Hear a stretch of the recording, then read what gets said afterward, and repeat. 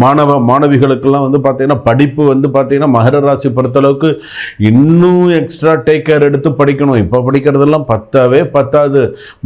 பயப்படக்கூடாது. நமக்கு அடுத்தது என்ன வரும்னு நினச்சி பயப்படக்கூடாது. எதையும் இது பண்ணி படிக்கணும்.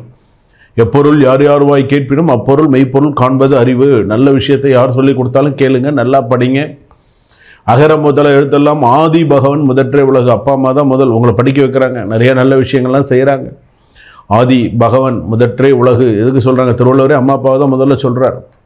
அதனால் நல்லா படிப்பு சம்மந்தமானதெல்லாம் திரைக்கடல் ஓடியும் திரவியம் தெரிஞ்சுள்ளோம். நல்லா படிக்கணும், நிறைய விஷயங்கள்லாம் பண்ணணும்.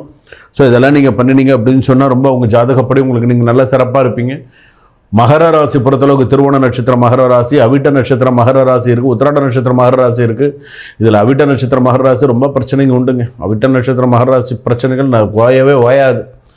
அதே போல் திருவோண நட்சத்திரம் மகர ராசியை பேலன்ஸ் பண்ணிக்கிறாங்க. என்ன பண்ணுறது, தலையெழுத்து வந்தாச்சு, பண்ணித்தானே ஆகணும் அப்படிங்கிற மாதிரி இருக்குது. உத்திராட நட்சத்திரம் மகர ராசி அப்படியே மதில் சவத்தில் இருக்கிற பூனை மாதிரி இப்படியாங்கிற மாதிரி தான் இருக்கே தவிர